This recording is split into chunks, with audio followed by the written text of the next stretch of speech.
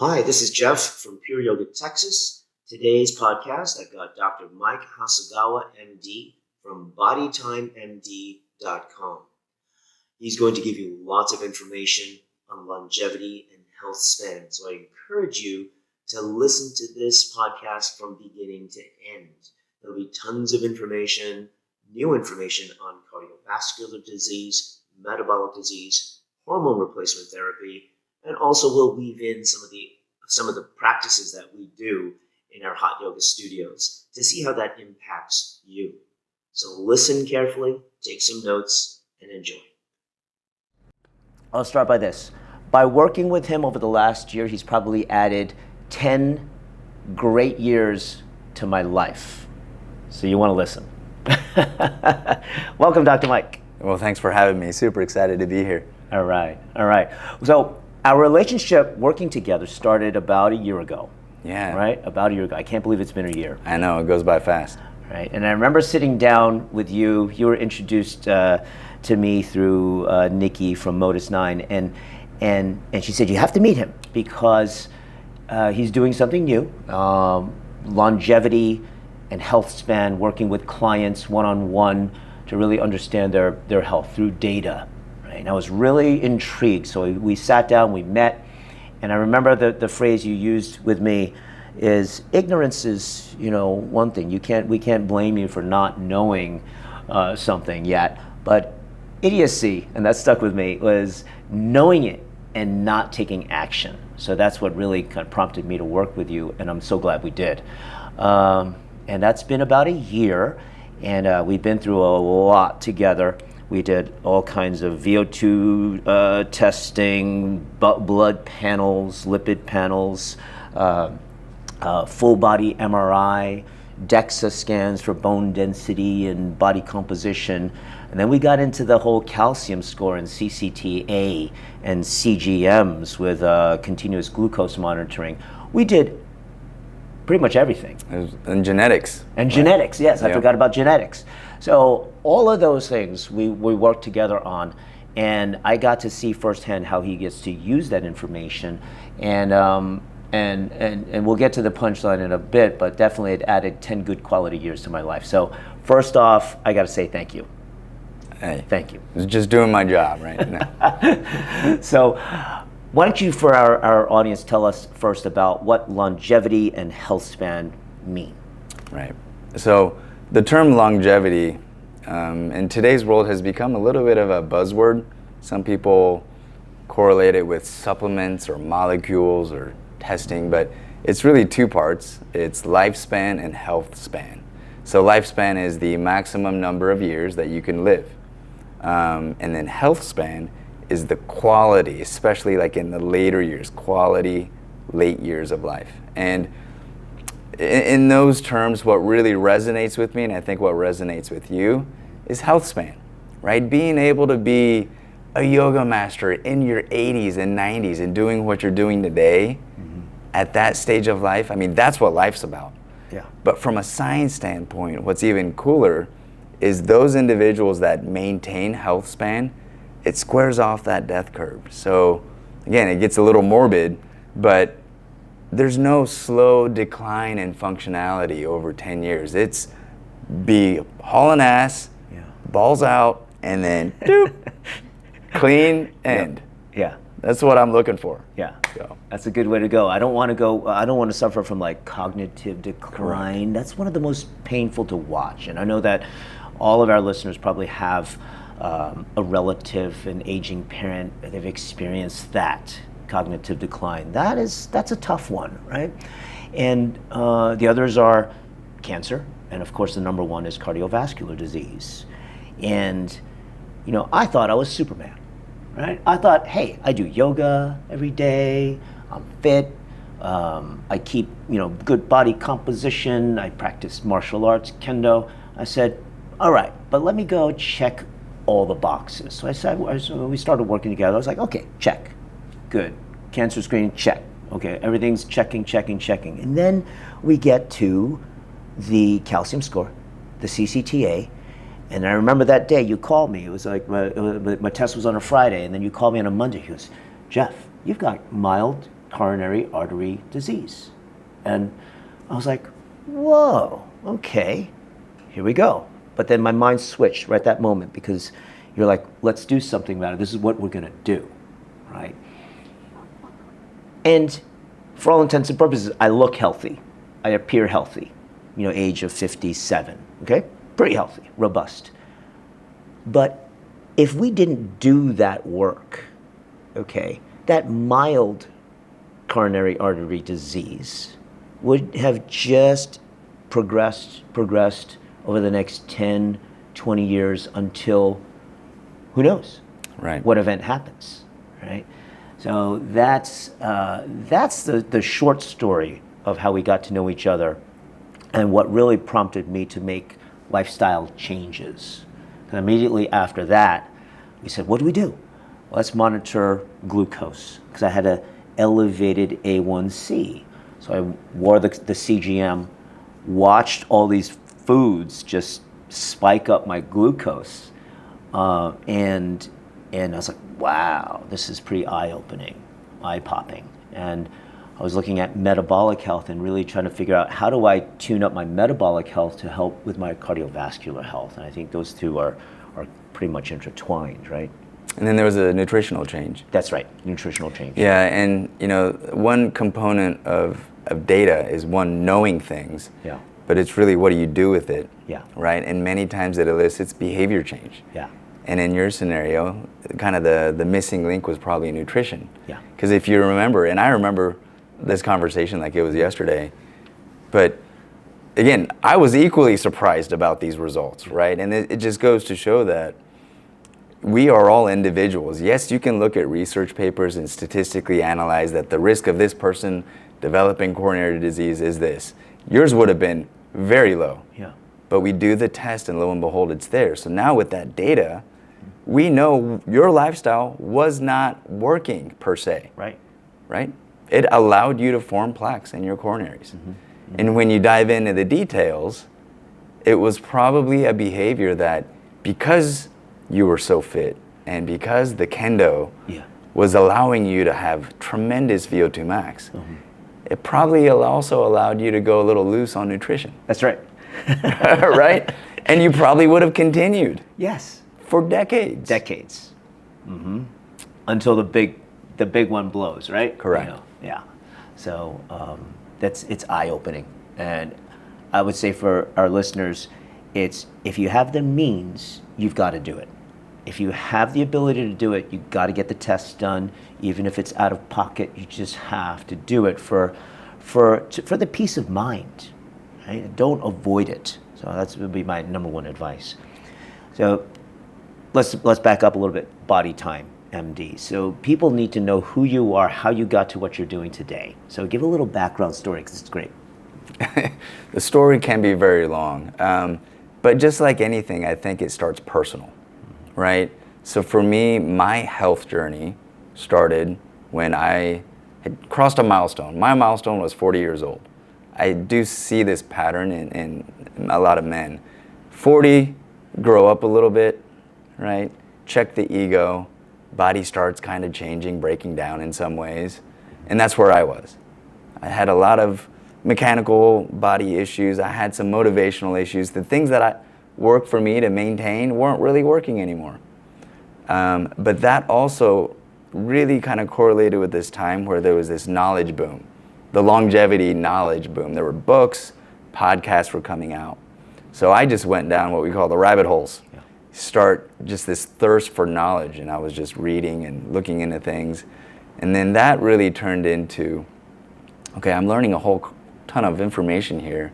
Well, what's the point of just keeping it all to myself? So then started sharing it with friends and family, started a blog, and that created some traction, some momentum. And really from there, that led to some folks in the community asking if I could be their physician, their primary, their family doc. And at that point, I was like, well, I have a thought process on how I'd want to do this. Yeah. And it really came down to utilizing the best technology, data, and applying logic in like a collaborative environment. And we set out and built it.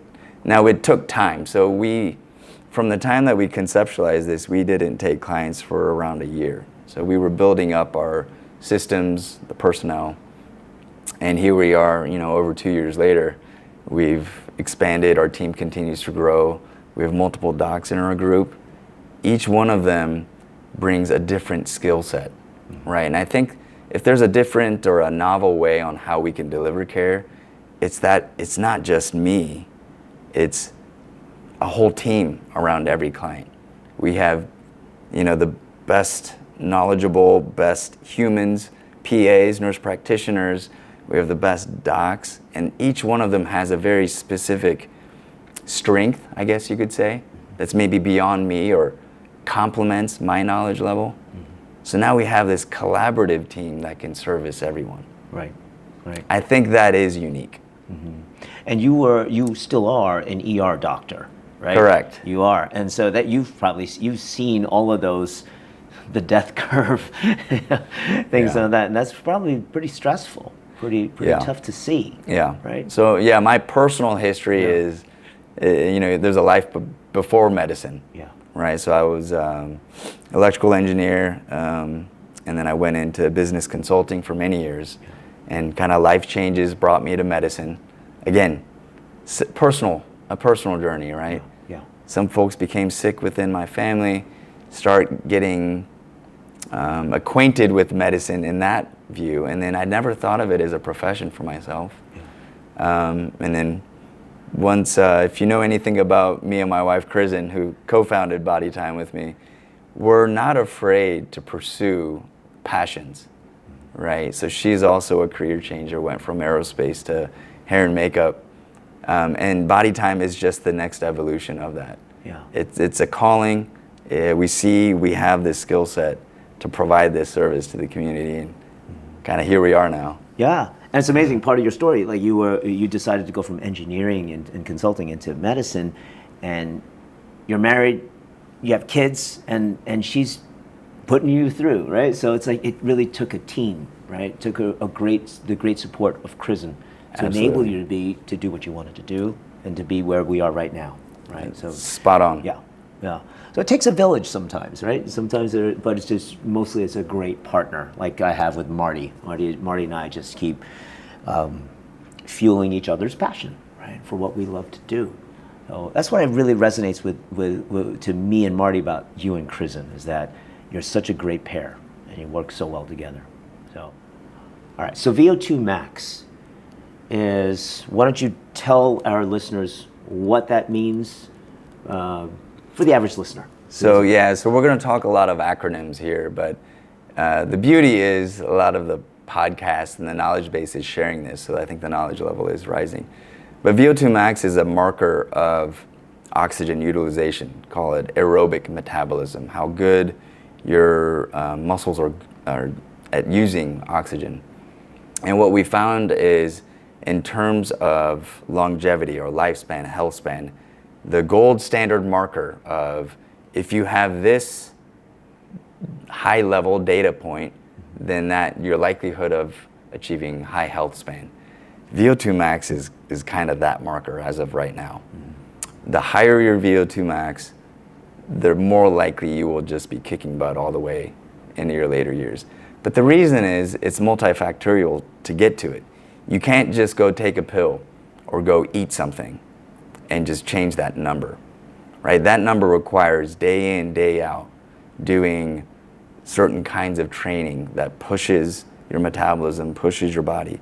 Well, to do that kind of work, you have to have the structural integrity, the strength and the bone structure to do that. So there's so many different levels that go into generating the ability to create a high VO2 max.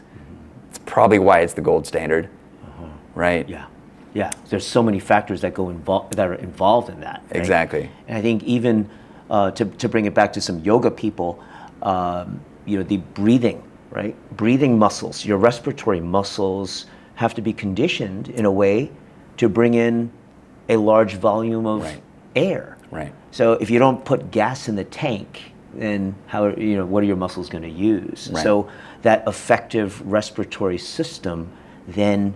And your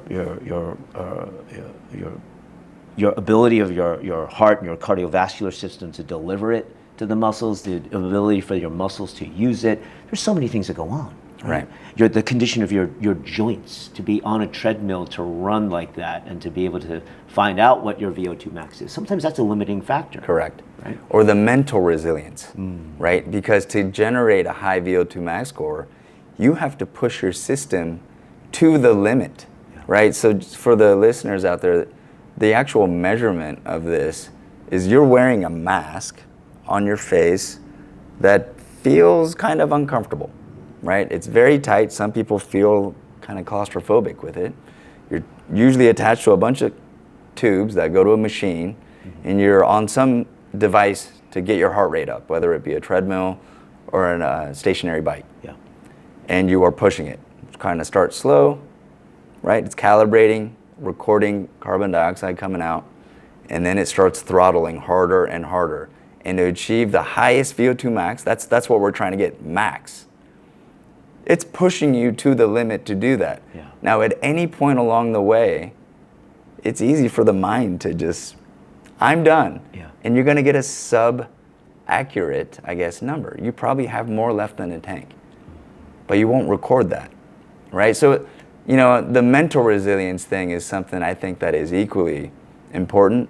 And you guys tap into this with your yoga because, I mean, I did the Inferno Pilates, I've done your, I mean, at any given point, you want to tap out. Yep. But you don't. And I think that's also equally important in health spanning. Yeah, that makes sense. Yeah, that makes sense. Now, in that same machine, we use a VO2 master at our BodyLab. You can also get a resting metabolic rate or a basal metabolic rate. So what is that? Right, so it's the same device, same measurements, but you're just not exercising. In fact, you're actually trying to get into a very deep, like relaxed state. So we're in the same mask, either in a chair or depending on the facility, they lay you down, dim the lights, and they're just trying to understand how much, again, oxygen, carbon dioxide are you putting out. They can even utilize that information to estimate, you know, fat burn, like your percentage of fat burn. Okay. Now, the things that influence that is really your metabolism. What's your nutrition system? So, for instance, this actually happened to me where there was probably about a year I was doing 1 meal a day, or you call it OMAD. I was mostly keto, so I was never really hungry, and I was doing OMAD. Well, naturally, that slows the metabolism, because if you're not fueling, the body's going to adapt. Well, guess what? My RMR was very low. And what they usually do is they'll give you a predicted based on age, gender, right? And this is your predicted RMR. And they kind of, your actual measurement is going to be somewhere on the spectrum. Mine was way below. It was at least a standard deviation below. Again, for me, that was an indicator of it's probably not a good thing, right? If I am not burning energy efficiently, anything I eat is not going to get burnt. So I'm more likely going to put on weight. So again, that was again, I always come down to what do you do with the data? For me, that data was, okay, my strategy is having some impacts on slowing my metabolism, and it's probably not good. Let's make a tweak to it. I see. Yeah, I think when I did my RMR, it was relatively high. Yep. It was a very high percentile, and it kind of made sense to me in my mind. And I had also played around with intermittent fasting, and for most of the time I would fast for 15 hours before I ate a meal, just because of my lifestyle, and it wasn't really by any conscious choice. And but it just goes to show that every body is different, right? Every body is a different machine that you got to get the data, and you got to learn from the data and take some action. Everybody's different, and it's also not stagnant. Yeah. Right? Yes. We have dynamic bodies, adaptable bodies. But you got to get data to understand how we're going to navigate the path forward. Right. So now with VO2 testing, VO2 max testing, people can improve, right? That is something that we've seen that you can increase that 10, 20, even 25%, right? So there is always hope, right? Absolutely. Yeah. I've seen you in the gym, because we're in the same gym, train for the game. And and you work out like a beast. Okay, and I see that. I see what are your recommendations for improving VO2 max? There's very specific training you can do, right? Mm-hmm. Prescription level training. And that prescription, I'll first talk about, is what we like to call 4x4s or 4x8s. So 4 minutes of around like 90 to 95% kind of max heart rate, but like trying to sustain that kind of output. That is ideal. Now, if you can do 8 minutes, that's more time within that zone. And the way they like to describe this is, it's good to be on some kind of machine where you can throttle like the output. You set it to a certain degree of resistance, right? The first minute might not feel hard, but you're keeping the same resistance all the way through, so that last minute feels like you can barely do it, right? So that's the textbook answer on how you do it. What I have found personally is if I push my heart rate, above zone 2, and certainly as high as I can for as long as I can, it improves it. And we discovered this when we just recently measured it. Yeah, that's right. And again, for me, that was nice that's another element of data, right? That data feedback, seeing that my VO2 max jumped, I think it was like 11 points in a year, proved that the Train for the Game workout, which is a full body fitness workout, it's not like HIIT, it's not being on a bicycle just riding. It's a full body workout, but just me throttling a little bit harder for a year improved the VO2 max.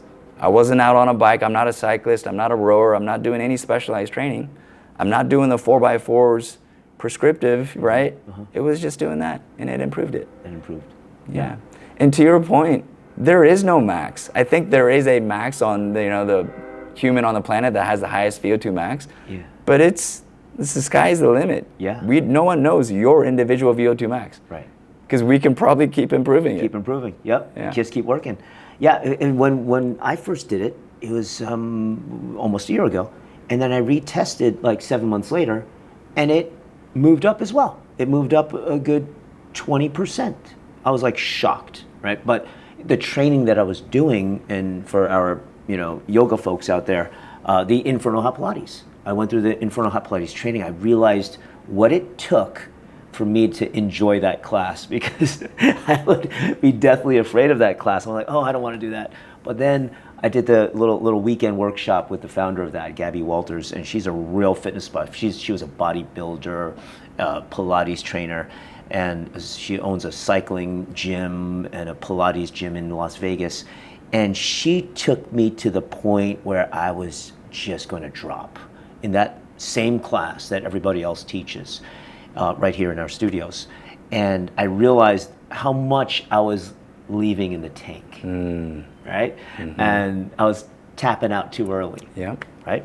So I realized I've got more gas. I got to go harder. And what I did, I started my body. I could feel the conditioning change. Yep. And then remeasured VO2, and there we go.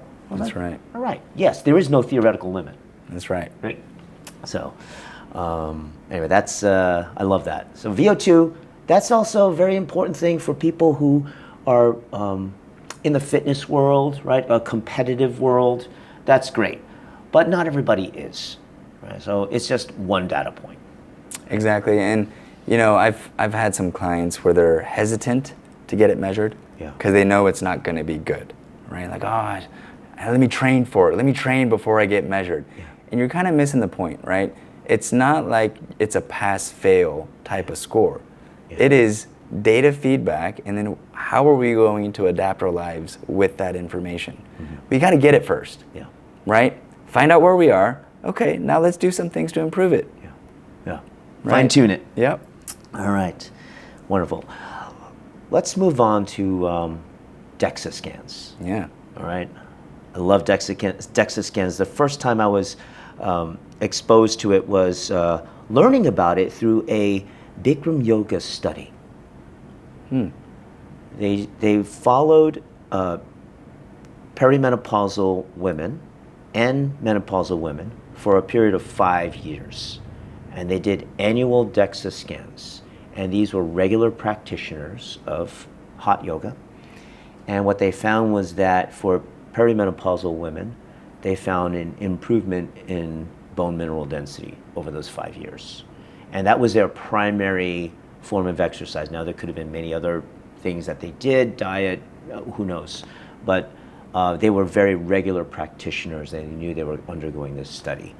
So it was a data point that helped us have that feeling that, oh, wow, maybe this original hot yoga is good for improving bone mineral density. Now, that was a study done like maybe 15 years ago. Okay. So I know that there's a ton more information about the DEXA scan and what you can do with that. So tell us from your experience, what's the value of a DEXA scan? Yeah, we could go a mile deep on this, as you know, but the DEXA scan is, it's a very low radiation, right? Some people worry about, oh, the radiation exposure. You get more radiation just flying into Colorado, right, with the granite. But so it's low radiation, but you lay on a device flat. It's a 2D actually interpretation, which is interesting. And it's this machine that kind of runs right over you very slowly and measures your bone composition, fat, and then really uses math to figure out lean mass or muscle, kind of the remaining. Mm-hmm. And those are all very important because, again, markers of overall health. If you have fat, like within your organs, it's kind of visceral fat. Visceral fat, right? Visceral adipose tissue fat. Again, that's a marker of badness. Fatty liver disease could eventually lead to end-stage liver disease, right? So it gives you a lot of information. Many women are prone to osteoporosis, right? Because estrogen is a key component of bone health, and it's just kind of this inevitable decline. So it gives you a lot.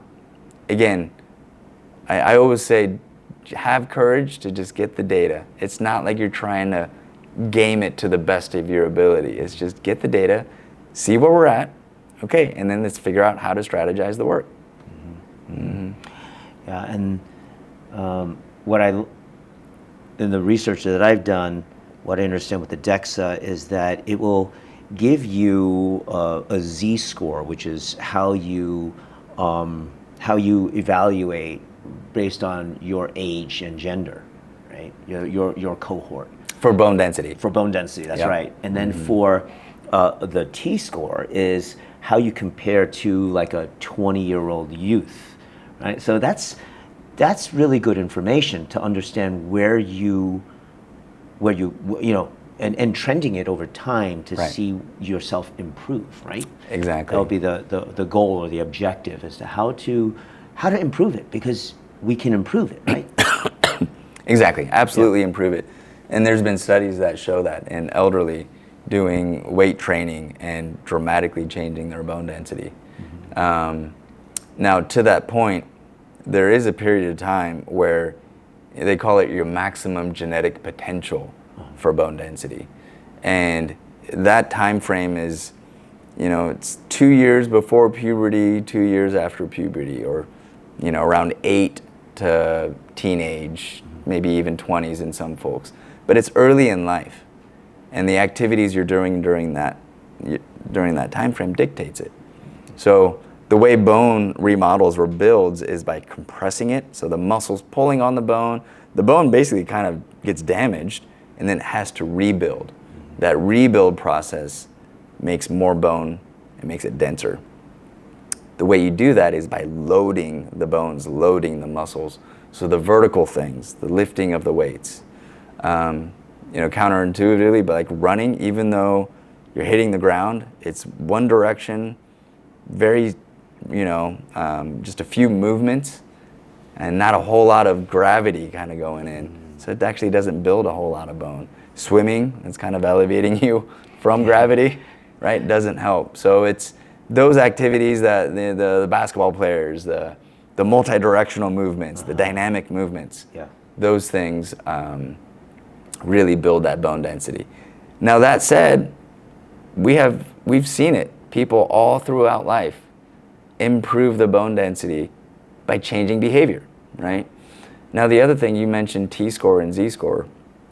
So that's actually how they define osteoporosis and osteopenia, right? Is a T-score. So the thought is, if you're 2.5 standard deviations of a young person, like below a young person, that's not good, right? At any point in life, you know, whether you're young and they're your peers or now you're older, if you're 2.5 standard deviations below, that's the definition of osteoporosis. And then osteopenia is just a lesser version of that. One thing to think about as targets, right? So overall, it's improving, but it's interesting. If a T-score is always compared against a young person, well, that's a stagnant population while you get older, right? So if you were to be the same T-score, technically that's a win because you're getting older every year, right? Z-score you would expect to get better, right? So in terms of trends, that's kind of what you want to look for. I see. And the other useful thing about the DEXA is looking at lean body mass. And what I found interesting on mine was trunk lean body mass was good, right, in a higher percentile, but my appendages, my arms and legs, and I could feel it, you know, over time. What's the term, sarcopenia? You start losing muscle, and I could certainly feel it over the last decade especially. Once I hit 50, boom, it starts to go downhill. And that stuck out like a sore thumb. And I said, wow, I think, and your recommendation to me was go lift weights, right? So I started doing some of that. It's harder to do, to balance in my lifestyle now. And that's also a mental thing, right? For people to say after a certain age that, yeah, I'm gonna go into the gym and start moving and lifting heavy loads. That's change in mindset, right? So. Yeah. And that's why it always comes down to the earlier you can get into things, the more likely you'll be able to sustain it. Right? So like, yes, it's never too late, but certainly you get into it earlier, it is easier. That's right, to sustain. Yeah, so there's so many great things that come out of the DEXA scan. Your bone mineral density, the indications of any like adipose fat, visceral fat, those are indications of maybe some longer term chronic, you know, diseases, and the lean body mass, which will maybe give you a little push or nudge into that direction of resistance training, right? I think those are so 3 great valuable, you know, tools, takeaways from a DEXA. Exactly. And I found that it's actually really hard to predict. You know, like I may look at an individual and be like, oh yeah, you're gonna have, you know, a good bone density and lean mass. And lean mass you can usually tell, but the bone density is one of those things, it's in there. It's somewhere. In there. And you gotta get it back. Right. That's right. Okay. All right. Let's go into cardiovascular disease. Yeah. Because that is the number one thing, right? The number one cause of death in, you know, any modern society. How do you view it in your practice? What have you seen? How do you educate us on the risk factors and what to do? Right. So I think it's a big deal, right? And it's a big deal because it's statistically a big killer. And the other thing is our bodies were, like our great ancestors, right? They were designed to store fat. They were designed in a time of scarcity when food wasn't just available anytime. So we have kind of the cards stacked against us in modern society. Food's available.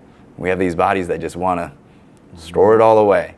The problem is, well, that can overshoot and then it can build up into the plaques in your coronary. So what some individuals, I guess, don't know, and I have to spend time educating, is for a plaque to form, there has to be a few elements in place, right? So one, you have to have higher than normal amounts of cholesterol floating within that blood vessel. But then you also have to have injury to that blood vessel, and you have to have an unhealthy blood vessel. So terms hypertension, high pressure, high risk of injury. Diabetes, it's an inflammatory situation, that vessel's unhealthy. So, but you have to have all 3 of those components, right? So when we first met, right, if I had to look at you on paper, super fit, healthy, right, Yeah, you go loose on nutrition and your cholesterol is a little bit high. A little bit, yep.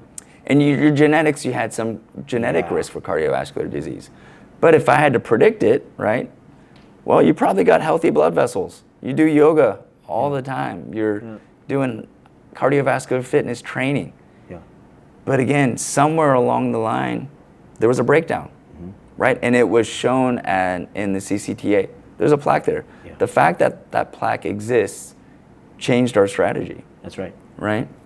Now, the reason cardiovascular disease also gets a lot of attention is we have a lot of tools to reduce the risk. So, for instance, with cholesterol, I mean, the medications available to lower that down to, infant levels, they're there, right for the use, right? So, some of those longevity practitioners, they see that as like, well, it'd be silly not to maximize that and eliminate the risk for coronary disease. It's a true statement, right? But it's not a one-size-fits-all statement either, because any medication comes with side effects, right? Cholesterol is also it's a necessary element in our lives. For the brain, right? For the brain, I mean, everywhere, all the membranes, it's cholesterol is absolutely required, right? So it's not a one-size-fits-all decision. So I think it requires a little more nuance, understanding where someone's headspace is and where's your risk and what's the current state of affairs. You got to put all that together and then come up with a plan. Yeah. I think when we went through my numbers, I had an elevated HbA1c, right, and indicating some sugar spikes, right, and interesting, my fasting glucose was low, my fasting insulin was low. Yeah. So well, maybe that's a bit high, but what's going on?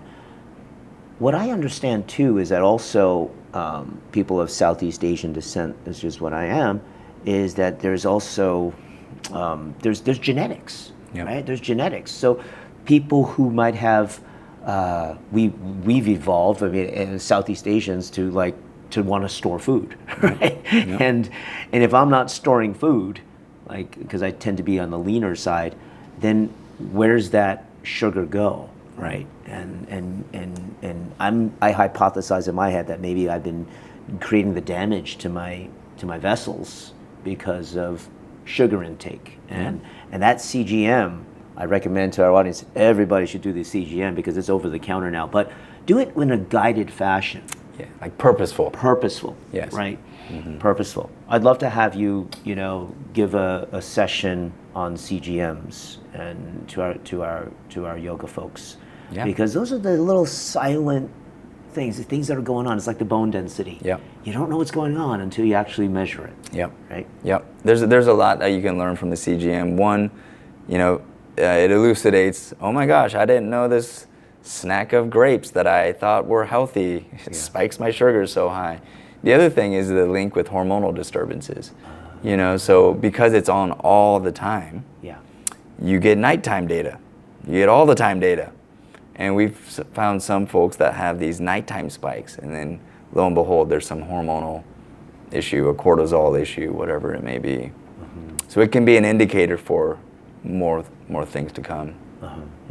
Now tell me also about, because when we decided to do the calcium score and the CCTA to look at the heart and look at the coronary arteries, that is also something that is, you say that the technology is there, and unfortunately our healthcare system is just not doing those tests or authorizing those tests that would save a lot of people's lives. Yeah, so I think it's a component of insurance, right? So if insurance covered it as a screening test, so similar to like a PSA, right, or a mammogram, right? Insurance covers at a certain age, you're covered, we do this test. And it's an allocation of resources, right?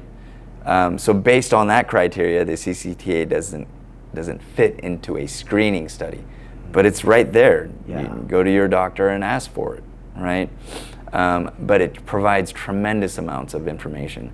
And I guess I'll take a quick moment to describe the difference between a calcium score and a CCTA. So a calcium score they're both radiographic images, right? But the calcium score is a very quick snapshot, less radiation, but takes a look at how much calcium they see kind of collected in the coronary area. And based on that, they have a mathematical analysis to figure out your percentages or percent likelihood of having plaques. Now, this all is under the premise that a plaque evolves, and during that evolution, it calcifies, right? So this is also the kind of the tricky part to it, is the soft plaques, the ones that are actually more dangerous, because if it breaks up, it can fully block the blood vessel, and that's a heart attack. Your certain part of your heart is not getting oxygen, it's dying within minutes, right? Well, those soft plaques wouldn't have any calcium on them. Right. So on a calcium score, you wouldn't see it, per se, theoretically.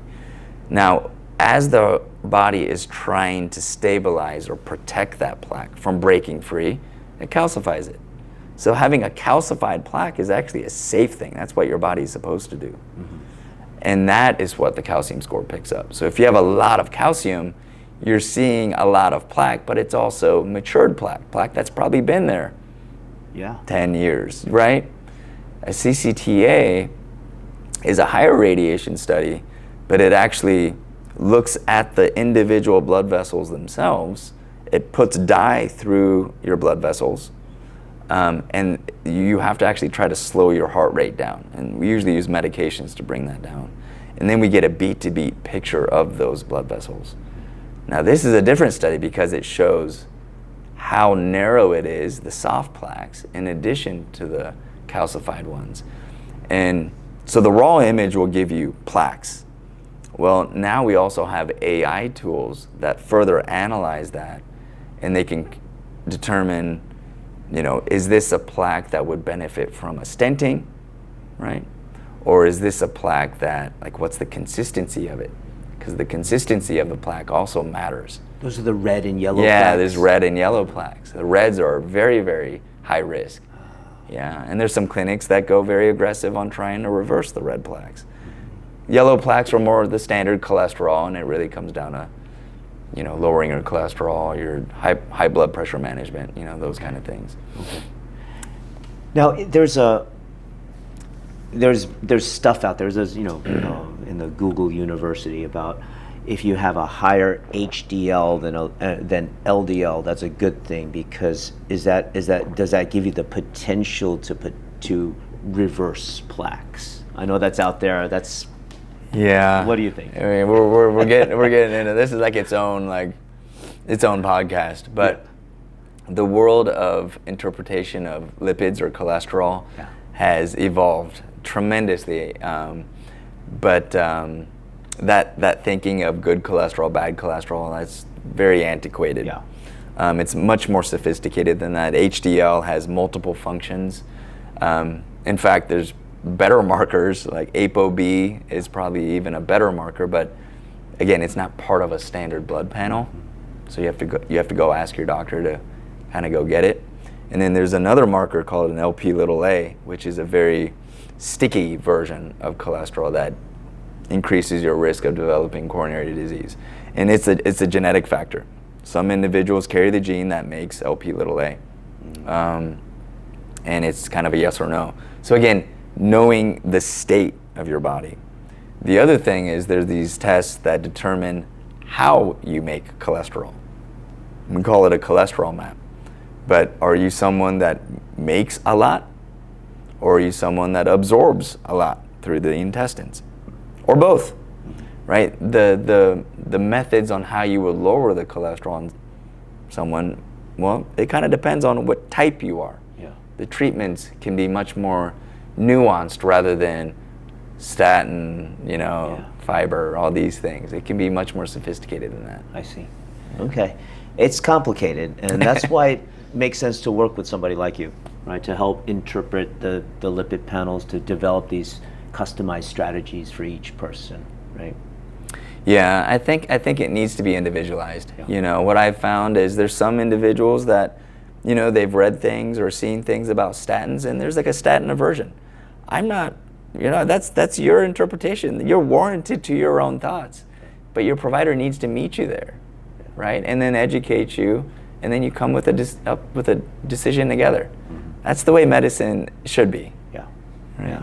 Yeah. I appreciate that. So let's move on. Big subject. Hormone replacement therapy. That is a big subject. It's a big subject. I know that's where you're leaning hard into with BodyTime and EmpowerHer. Tell us about EmpowerHer, and tell us about hormone replacement therapy and all the background on that, please. So again, it all starts from a personal story, right? So just the way things kind of shaked out, the majority of my team are women. Prison and our ops team, a lot of my PAs. In fact, for the longest time, I was the only male. I have another physician who's a male now, another PA coming on, but we're outnumbered. Yeah. And also, they're all in this age range of perimenopausal, menopausal, right? So it became very front and center. One from a symptom standpoint, right? I have fatigue, sleep, energy, libido, like all the things that you read about from a menopause standpoint. But really from a science standpoint, that's really where I saw it as almost a calling or a need to do something. Because estrogen is just this critical element to build bone. And what happens is when you hit menopause, estrogen falls off, you can't build bone, so the composition really just, it falls off, and then now you have a new normal, right? And you can do things to build it back up, but there's just, without the estrogen there, it's very difficult to do. The other part to it was the ideal time to start HRT is probably 2 years before you go into menopause. So we're talking about 2 years before you have the symptoms, right? And what we've seen with HRT is the focus has been kind of the feelings, the things that don't feel good, we're trying to fix. That's been the impetus for HRT. But bone density really should be the primary objective, and well, you got to start working on that 2 years before you develop all these other symptoms, right? The other thing that's interesting is, some of the symptoms being fatigue, libido, you can chalk them up to hormones, but they may not be hormones, right? The causes behind those could be other things. So it requires more, it requires broad testing, not just hormone testing.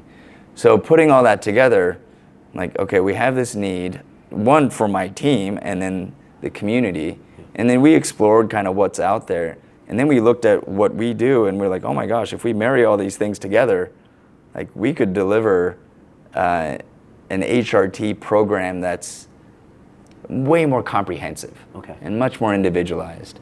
And I like, you've heard us say slow and steady. That's part of our identity, is doing things in a way that can sustain, right?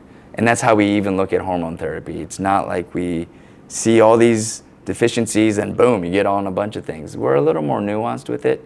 We start things slow and see how it feels and how it fits, and then we kind of slowly ramp up from there. So it's a little more palatable for some individuals that maybe have a little nervous about starting hormones, because we found the concerns around HRT are pretty broad.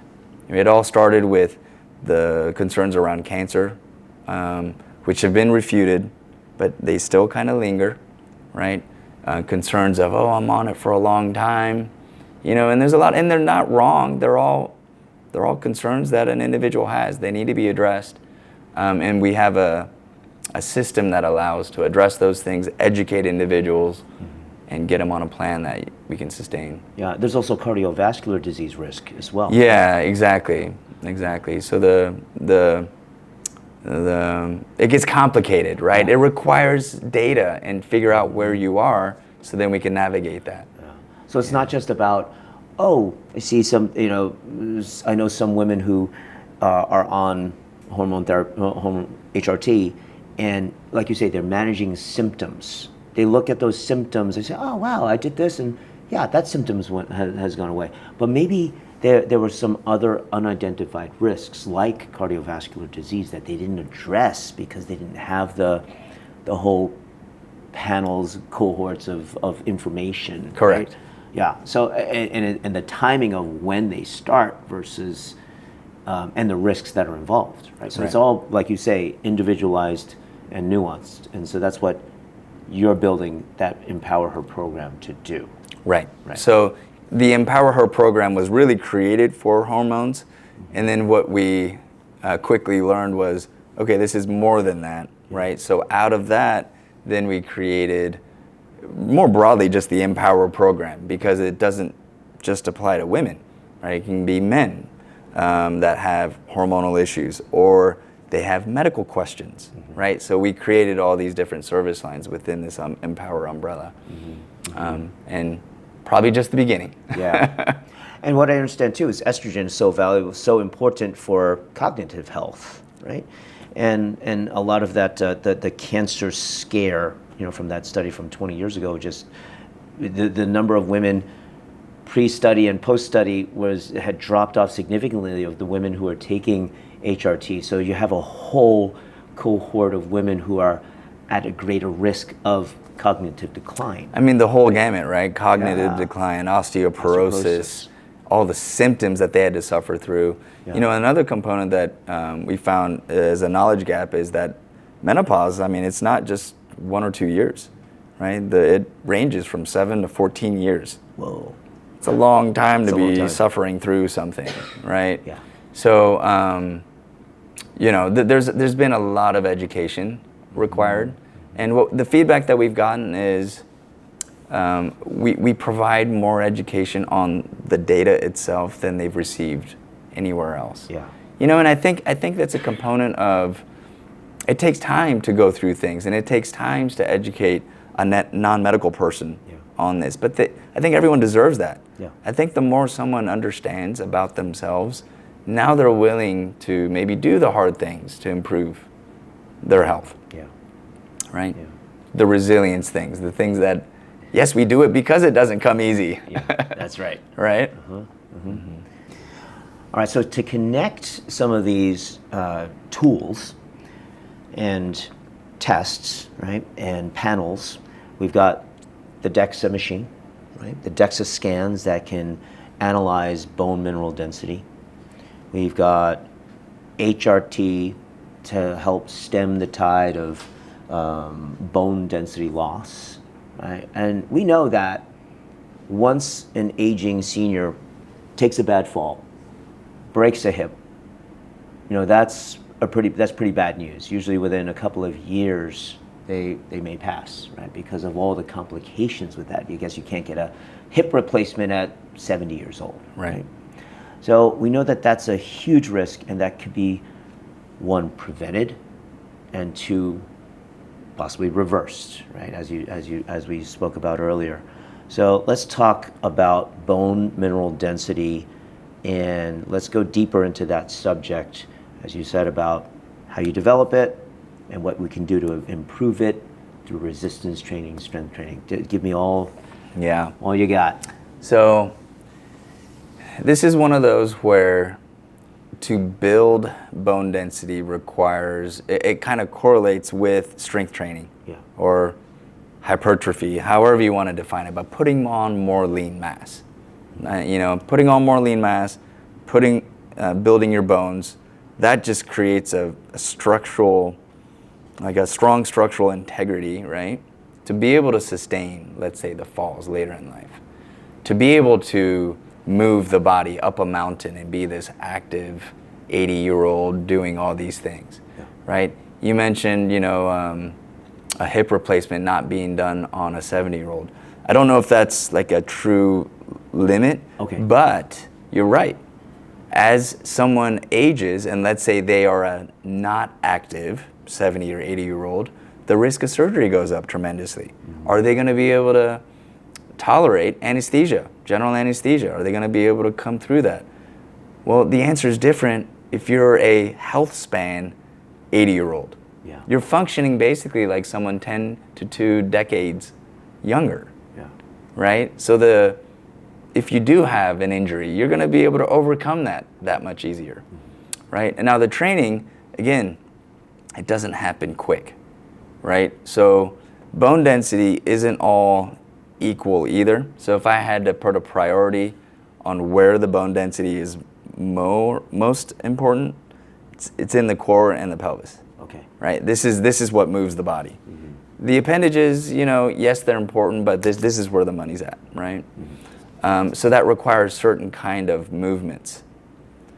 Now, if someone, let's say, has if they have osteoporosis and the bones are thin, you get someone immediately going into a deadlift, I mean, that could result in a fracture. Yeah. Right? So it requires a little bit of a safety protocol. Yeah. Right?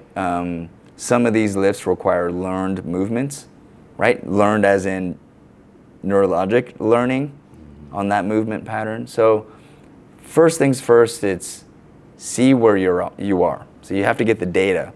If you're a very high risk for fracture, yes, we got to do the work, but we also have to do it very carefully. Yeah. Right? And there's specialized physical therapists that can do this. Okay. Right? But safety is first and foremost, kind of priority number one. From there, then it goes into loading the body, and that usually requires weights. You can do leaps, right? But weights put load onto, the muscle that pulls on the bone, and then it goes into the remodeling. We're building muscle or lean mass in that, and then the DEXA scan can show the progress. Okay. Right?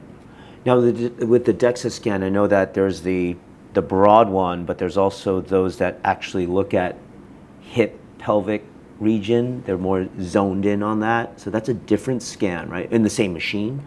It depends on the machine, I believe. Okay. So some machines will show you by region. Yeah.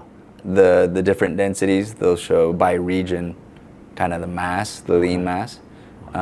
So you have to be a little bit careful about where you're getting this data. Okay. Yeah. Okay. Yeah, there's a lot of fancy machines out there in a lot of gyms. Like there's the Bod Pod. There's a bunch of other things that will measure like body composition, but not bone mineral density. Correct. So like you're talking about those impedance devices where it puts a current through you. That's right. Yeah, and again, it can give you kind of ballpark measurements, Yeah. but it's not as high quality or. Right. Now that said, every test has an error rate, right? So if you were to get a DEXA scan today and get another one 10 minutes later, you're probably going to get a little variance in that data, right? Hydration levels kind of dictate that. Okay. So it does require some education on, okay, how am I going to get the most reliable information on a regular basis? And what's reasonable too. I've had some folks that get DEXA scans every month, right? And it's kind of like, what are we going to do with the data? Is always the question we pose back to them. Yeah. But we like about every 3 months, depending on what we're doing. Because again, if we're doing an intervention, let's say a certain training style, and the data is not showing what we want it to show, well, we got to change the strategy. That's the whole point of the data feedback. Yeah. Now, I also know that some value of the DEXA scan, and also with strength training, resistance training, there's this trend now with like drugs that elevate the GLP-1, right? And so this way, it's that chemical that tells you you're not hungry, right? And that's being used, and it's great for great purpose, great use for people who with obesity and diabetes. It's a great drug, right? But I think it can also be mismanaged in some other ways. Yep. And there was a trend report in this health and fitness trend study for 2025, and they suggested that with the rise in use of these drugs like Ozempic, that there's a lot of lean mass that's being lost, right? Because that's the big side effect, that people are losing lean body mass. A lot of the weight that they lose is lean body mass, so they need to add resistance training, strength training. So that's something for the fitness community to really lean harder into and emphasize the importance of that, right? Yeah, and you're kind of getting to it, right? Like, there's always going to be new medicines, new molecules that get developed. It's a wonderful thing, right? Technology. But it doesn't come at a replacement for training, for exercise, for fitness, right? And if we look at the GLP-1s, the initial data that we were seeing were people that were not training, not doing the exercise, and you would see, high levels of muscle and fat coming off. And again, lean muscle, it's just so precious because it takes a lot to put it on, right? It takes a lot of work. There's nutrition, and then there's the fitness training to put on the lean mass. So it's a valuable commodity, right? So to lose it, it always pains me, right? But now when we see the new data with GLP-1 use and fitness, well, that's a different story. Some of these folks are losing kind of like a 3-to-1 ratio, 3-part fat, 1 lean mass. Okay. Well, that's a much better ratio of weight loss, right? But again, it requires training, right? It requires training. And that requires learning, and it requires discipline. Yes. Right. Yeah.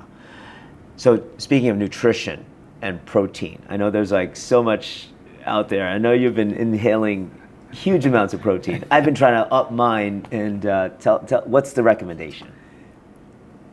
There's no single one recommendation. There's no single one. Where I've landed is maximum tolerable. And really from a nutrition standpoint is, what can you do that you can sustain? I think that is the key, right? If it is a extreme nutrition plan that you can only do for a month and you're gonna fall off and just go way worse, well, that wasn't a good plan for you. So the ideal recommendation on protein is 1 to 1.5 grams per pound, right? It's a lot. I was doing an experiment where I was pushing like 2, just to see what it meant to eat that much, and it's work. It was literally expanding my feeding window, like I was trying to do this time restricted thing, and that was impossible. So I had to eat, early in the morning around 10, maybe earlier, and be eating like snacks of protein. It, was not sustainable. Absolutely not sustainable. But what I did find was put on a whole heck of a lot of lean mass. So, and that was the only intervention. That was the only change I made. My fitness training was the same. I just upped my protein, and I could no longer fit in my shirts. Right? So again, for me, it was a big learning in that I spent all this time doing the work and doing the training, but I didn't benefit myself with enough protein. So it was wasted work in a sense. Right? You're already doing the work. Right? So get the credit. You just got to do a little bit more on the nutrition side. But finding that balance of what you can sustain and it's comfortable, and you get the data feedback, and you're putting on muscle, or certainly you're not losing it. That's a winning strategy. That's right. Right? Because the counter to it is, these numbers always change every time I look at them, but over 40, you lose 1% of lean mass per year, just with age. Right? So in my mind, if you're not putting it on, assume you're losing it. You're losing it. Right? So if you're not doing the work to put it on or keep it on, you're losing it. Yes. Yeah. And to that point, right, we talk about bone density and fractures, but equal is lean mass, right? So if you aren't at least holding steady or putting it on, at some point you're going to just be diminishing every single year. Then you reach a point of you just don't have the integrity to move. Well, if you can't move, you can't train. And then it's a very steep fall. So we see that around 75. You just see these individuals, like the activity level and the muscle loss just falls off a cliff. But it's because one begets the other. Makes sense. Yeah. It's all intertwined. That's as we've also start to see more of our yoga population that Marty and I, we've been practicing this for over 25 years, teaching and owning studios for over 20. And we've seen the life cycles. We've seen people come in their 20s, and then they get married, they have kids, and some of them, the kids go to school, they have aging parents.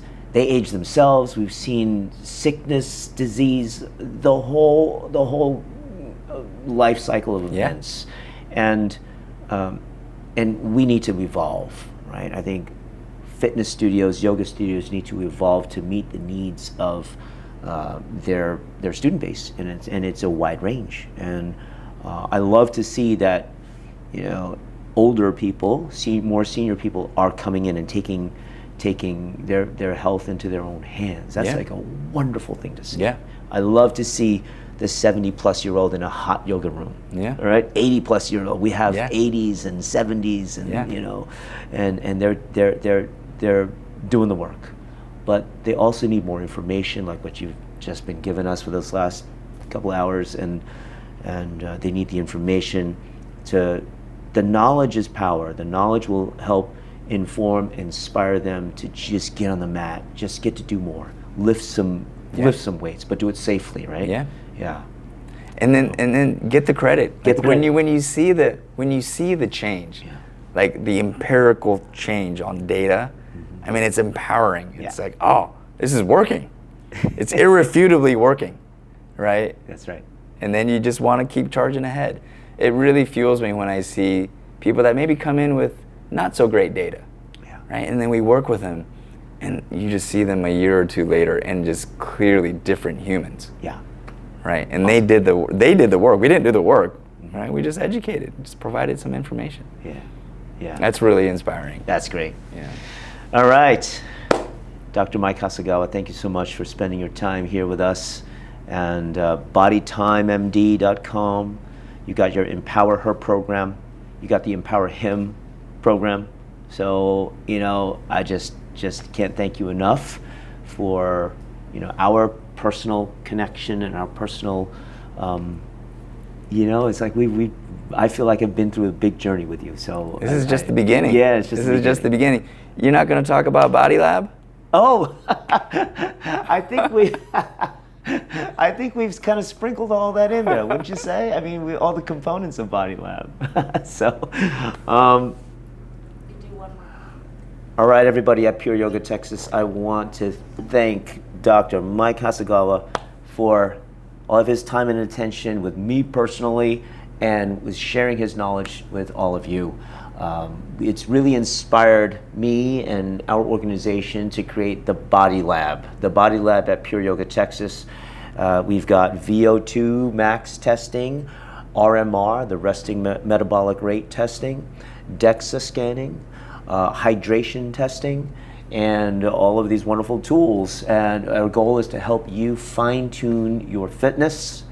We've got our hot Pilates classes. We've got our hot yoga classes where you'll build some resilience, stamina, endurance, high-intensity interval training. We've got what you need, and we hope to serve you and in your health journey. Thanks a lot. Yeah, though being a personal user of your BodyLab, I would like to say that your VO2 Max testing setup is the best I've done. All right.